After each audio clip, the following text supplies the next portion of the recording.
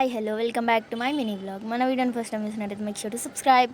First of all అందరికీ happy Bonalu. Bonalu అంటే భోజనాలు అని అర్థం. భోజనాలు అని ఎందుకు అంటారంటే ప్రతి ఇంట్లల్లో అందరూ అమ్మాయిలు అమ్మవారికి నైవేద్యం అయితే ప్రిపేర్ చేస్తారు. అది ఎందులో చేస్తారు అంటే ఒక కుండలో వండిన నైవేద్యాన్ని తలపైన పెట్టుకొని గుడికి తీసుకుపోయి ఆ వండిన నైవేద్యంని అమ్మవారికి పడిగా తీసి పెడతారు. వండిన నైవేద్యం ఏమో అమ్మవారికి, మీరు ఇంకేమైనా కోళ్ళు మేకలు ఏమైనా కోసేది ఉంటే అది పోతరాజుల కిందికి పోతుంది. పోతరాజులకి నైవేద్యం అంటే ఏముంటుంది, కోళ్ళు మేకలే కదా. సో అంతే. ఈ పోతరాజు ఎవరో తెలుసా, అమ్మవారి తమ్ముడు. సో ఈరోజు అయితే నేను మా మమ్మీకి హెల్ప్ చేద్దామని తొందరనే లేచిన అనమాట. 6కే లేచిన. ఫస్ట్ లేచినాక ముగ్గులు వేసిన. దానికి నా ముగ్గులు ఎట్లున్నాయో కామెంట్ సెక్షన్లో కామెంట్ చేయండి. తర్వాత మా మమ్మీ అయితే బోనం ప్రిపేర్ చేస్తుంది. బోనం ప్రిపేర్ చేయకముందే ఇంట్లో పూజ చేయాలి. పూజ చేసినాక బోనం ప్రిపేర్ చేస్తారంట. మా మమ్మీ బోనం ప్రిపేర్ చేస్తున్న టైంకి కూడా మా తమ్ముడు మా డాడీ వాళ్ళు ఇవ్వలేదు. లేపి పొయ్యి యాపాకు మామిడాకు తీసుకురా అంటే మా తమ్ముడు అయితే అప్పులేసి తీసుకొచ్చిండు.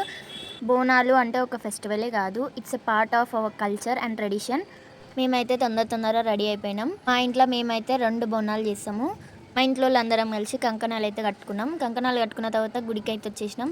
గుడికి వచ్చి ఒక బోనం అయితే అమ్మవారికి నైవేద్యంగా పెట్టేసినాం. తర్వాత మళ్ళీ ఇంటికి పోయి మళ్ళీ ఇంకొక బోనం ఎత్తుకొని ఇంకొక గుడికి అయితే వచ్చేసినాం. ఆ అమ్మవారికి కూడా నైవేద్యం పెట్టిన తర్వాత మాకు అక్కడ ప్రసాదం ఇచ్చిరు. బోనాల రోజు వర్షం పడకపోతే ఎట్లా చెప్పండి, అది కూడా పడ్డది. నేను బోనాల రోజు ఏమేమి చేసినా ఫుల్ వీడియో అప్లోడ్ చేద్దాం అనుకుంటున్నా. మిస్ కాకుండా చూడండి.